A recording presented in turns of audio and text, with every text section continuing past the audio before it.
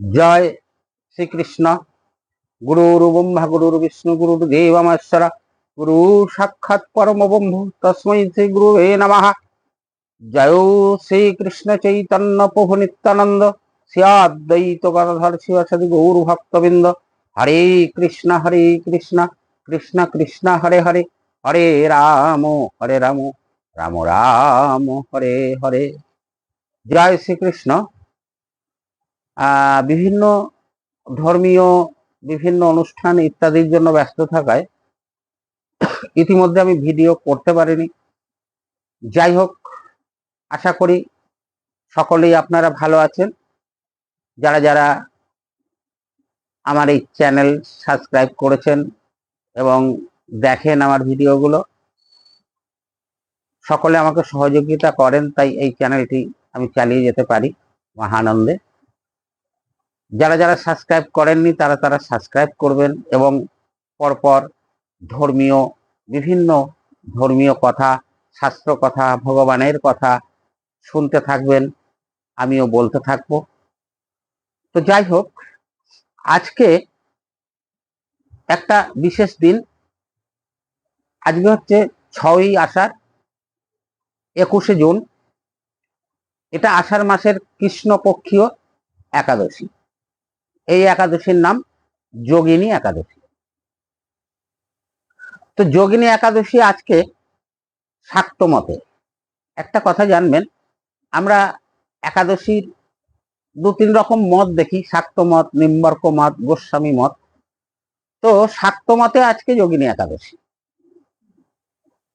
এই মহা পুণ্য প্রদায়িনী যোগিনী একাদশী একটা সর্বশ্রেষ্ঠ ব্রত। শাক্ত মত এই জন্য বললাম, গোস্বামীগণ বা নিম্বার্ক মতে যারা আছেন তাদের একাদশী কিন্তু আগামী দিন 22শে জুন, 7ই আষাঢ়। কেন? সূর্যোদয়ের সময় যদি একাদশী না পায় বা দশমী যুক্ত যদি একাদশী হয়, সেই একাদশী প্রত্যাখ্যান করেন গোস্বামী মত অনুযায়ী।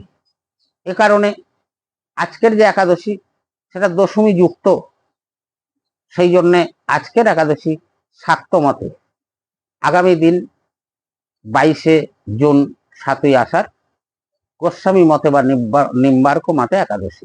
যাই হোক, যে মতই হোক না কেন, একাদশী একাদশী।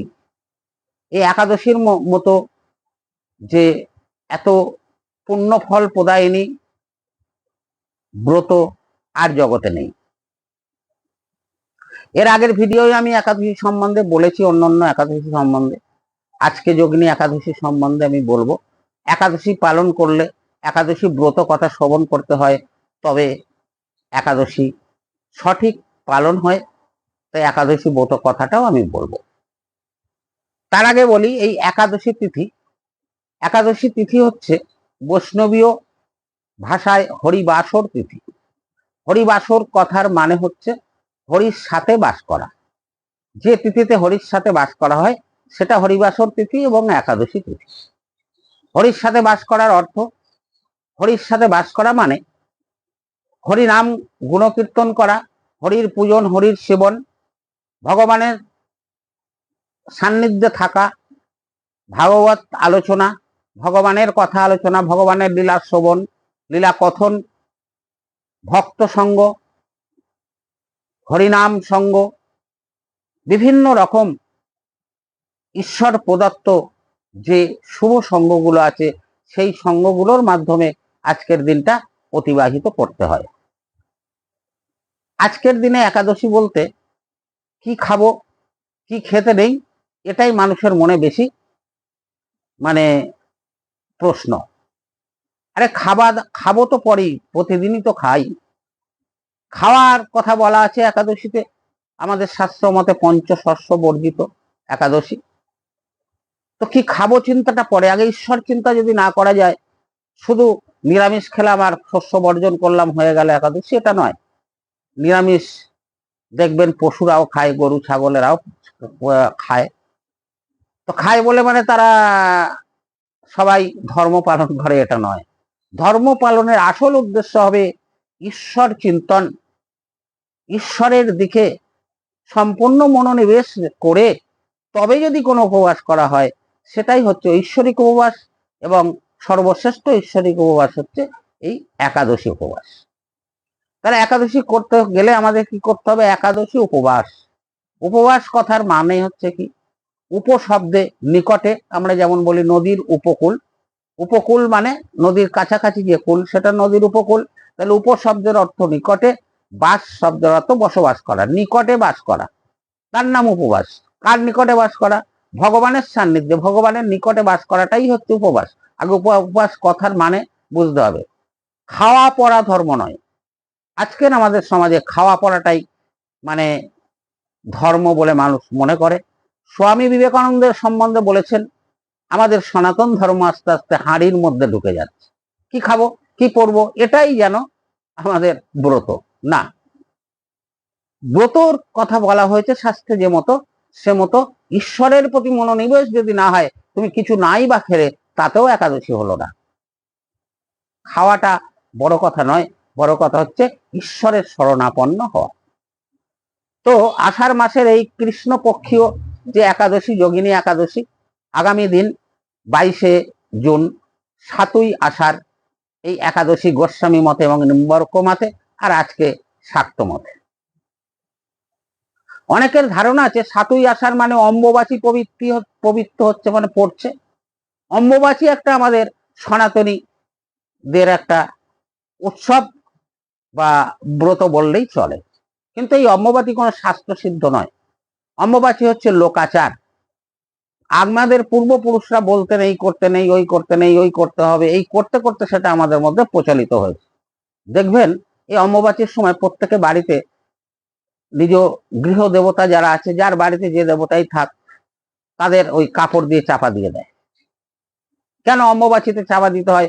আমার ঠাকুরদা বলে গেছে, তার বাবা বলে গেছে, পরপর আমরা শুনে এসছি। এটা কিন্তু সম্পূর্ণ কুসংস্কার। তা যদি হতো তাহলে আপনারা ভালো করে যে বড় বড় প্রতিষ্ঠিত মন্দির, যেমন দক্ষিণেশ্বর, কালীঘাট, তারাপীঠ, এসব দিকে তাকিয়ে দেখুন তো, কোনো মন্দির কি বন্ধ থাকে না কাপড় দিয়ে চাপা দিয়ে দেওয়া হয়? এই কাপড় দিয়ে চাপা দিতে হয় এ কথাটাও সোজা কথা। পূজা করতে নেই, আরে অম্বুবাচী মানে পূজা করতে নেই কেন? পূজা করবে না, তুমি সেবা করবে। তাহলে ঈশ্বরের সেবা বন্ধ করে দিয়ে তুমি সেবা করবে, এটা তো আরো মহাপাপের ভাগী হয়ে যাচ্ছে। এরকম নয়। অম্বুবাচী লোকাচার ঠিকই, কিন্তু অম্বুবাচীর উৎপত্তি হচ্ছে কামরূপ কামাখ্যা, গৌহাটি, আসামের কামাখ্যা মা, সেইখানে কিন্তু মন্দির বন্ধ থাকে। আর অম্বুবাচীটা কামাখ্যাই সীমাবদ্ধ, সবাইকে ঠাকুর চাপা দিয়ে দিতে হবে, পূজা বন্ধ করে দিতে হবে, এমন কথা নয়। তাই আমাদের যাবতীয় প্রতিষ্ঠিত মন্দিরগুলো আছে, এই তারাপীঠ, আমাদের দক্ষিণেশ্বর, কালীঘাট, বিভিন্ন আরো আরো আর যা আছে, তারকেশ্বর, কোনো মন্দিরই বন্ধ হয় না, কারোরই পূজা বন্ধ হয় না। তা যারা এই কাপড় চাপড় আমরা চাপা দিয়ে দিই, ঠাকুর পূজা বন্ধ করে দিই, তারা কি আমরা ওই প্রতিষ্ঠিত দেব দেবীর চেয়ে অনেক উচ্চ জ্ঞান সম্পন্ন? এটা আমাদের লোক সংস্কার, সংস্কারের মধ্যে দিয়ে এটা ঢুকেছে। আবার অনেকের, আমি এই কথাটা এই জন্য বললাম, অনেকের প্রশ্ন আছে, প্রশ্ন করে যে অম্বুবাচী পড়ে যাচ্ছে, তাহলে অম্বুবাচীতে একাদশী করা যাবে তো? আরে একাদশী কোন জিনিস আর অম্বুবাচী কোন জিনিস? অম্বুবাচী লোকাচার, আর একাদশী শাস্ত্র উপচার। সনাতন ধর্মের 4 ভাগে ভাগ করা হয়েছে। তো একাদশী কোনো মতেই পরিত্যাগ করা যাবে না। অম্বুবাচী হোক আর যা হোক, একাদশী একাদশীর মতোই পালন করতে হবে, না হলে মহা পাপের ভাগী হতে হবে। এ কথা এই জন্য বললাম, আপনারা অম্বুবাচী বলে কেউ একাদশী পরিত্যাগ করবেন না। একাদশী যেমন যেমন করেন সঠিক নিয়মে একাদশী করবেন। যদিও একাদশী সম্পূর্ণ নিয়মে আমরা করতে পারি না, কারণ একাদশী করতে গেলে নির্জলা থাকতে হয়। একাদশী করলে রাত্রি জাগরণ করতে হয়, রাত্রে ঘুমাতে নেই, রাত্রি জাগরণ করে হরিনাম সংকীর্তন করতে হয়, তবে পূর্ণ একাদশী হয়। সেটা আমরা পারি না, তবু আমরা অভ্যাস করি। আস্তে আস্তে ভগবানের কৃপায় কোনোদিন হয়তো সঠিক একাদশী করতে সমর্থ হব। সে কৃপা না করলে আমাদের চেষ্টায় কিছুই সম্ভব নয়। যাই হোক, যোগিনী একাদশীর মাহাত্ম্য বলছি, একটু শ্রবণ করুন, এবং তার সঙ্গে সমাদরে শ্রদ্ধার সঙ্গে যারা শাক্ত মতে করবেন যোগিনী একাদশী আজকে করুন, যারা গোস্বামী নিম্বার্ক মতে করবেন তারা আগামী দিন এই যোগিনী একাদশী পালন করুন। যোগিনী একাদশী ব্রত মাহাত্ম্য কথা বলছি, যেটা ব্রহ্মবৈবর্ত পুরাণে লিখিত আছে। বা মহারাজ যুধিষ্ঠির ভগবান শ্রীকৃষ্ণের কাছে প্রশ্ন করলেন, হে ভগবান, এই যোগিনী একাদশীর মাহাত্ম্য শ্রবণের আমার খুব ইচ্ছা হয়েছে, আপনি একটু আমাকে যোগিনী একাদশী মাহাত্ম্য বলুন। ভগবান মৃদু হেসে বললেন, তবে যুধিষ্ঠির শোনো, যোগিনী একাদশী ব্রত মাহাত্ম্য, এই একাদশী যার কন্যাই অধিক পুণ্য দান করে, এই একাদশী করলে ৮৫,০০০ ব্রাহ্মণের কে ভোজন করানোর যে ফল লাভ হয় তাও হয়, তার থেকেও বেশি ফল লাভ হয়। এবং এই একাদশীর মারাত্মক গুণ হচ্ছে পূর্ব জন্মকৃত অপরাধ। দেখবেন আমরা পূর্ব জন্মে যে অপরাধগুলো করে আসি সেগুলো ভোগ করি এই জন্মে এসে। কিভাবে?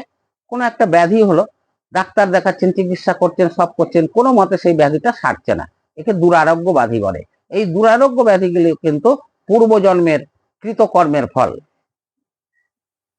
এটা চিকিৎসা দ্বারাও এই ব্যাধিকে কি বলবো ভালো করা যায় না, সুস্থ করা যায় না এই রোগীকে। যেমন কুষ্ঠ রোগ, সুস্থ হতে দেখবেনই না, এরকম।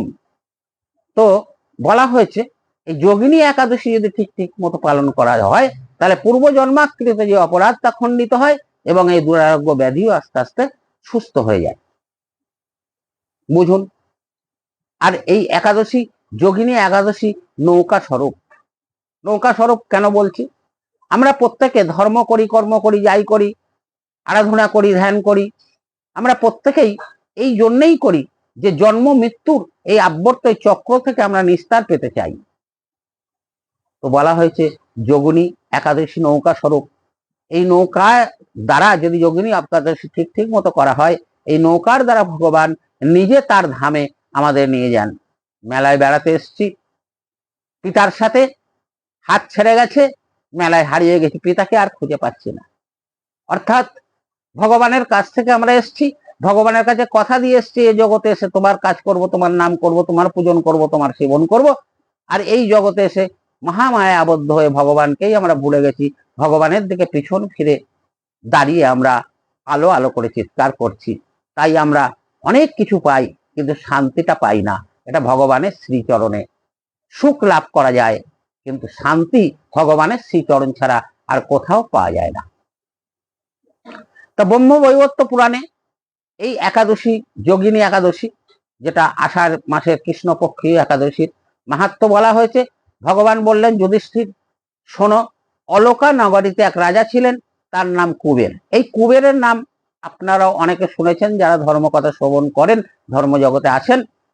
ধন কুবের বলা হয়। তো অলকা নগরীতে এই ধন কুবের তার রাজত্ব করতেন। এই ধন কুবেরের এক মালি ছিল, হেম মালি, তার নাম ছিল হেম। এই হেম মালি প্রতিদিন পুষ্প চয়ন করে, স্নান আদি করে শুদ্ধ হয়ে পুষ্প চয়ন করে এনে দিতেন কুবের মহারাজের কাছে। আর কুবের মহারাজ সেই পুষ্প দ্বারা মহেশ্বর শিব, পরম বৈষ্ণব শিবের আরাধনা করতেন। এইভাবেই চলে আসছে, সুখে রাজত্ব চালাচ্ছেন প্রজাবৎসল রাজা, ধর্মভীরু রাজা, মানুষের কোনো শান্তির অভাব নেই। কিন্তু এই যে হেম মালি, এই হেম মালির যে স্ত্রী ছিলেন, অতীব সুন্দরী রূপ তার, অতীব সুন্দরী ছিলেন তিনি। তো একদিন কি হয়েছে, হেম মালি এই নিজ স্ত্রীর প্রতি এত মোহিত হয়ে গেছেন যে তার আর মনে নেই যে পুষ্প চয়ন করে নিয়ে যেতে হবে, রাজামশাই শিবের আরাধনা করবেন।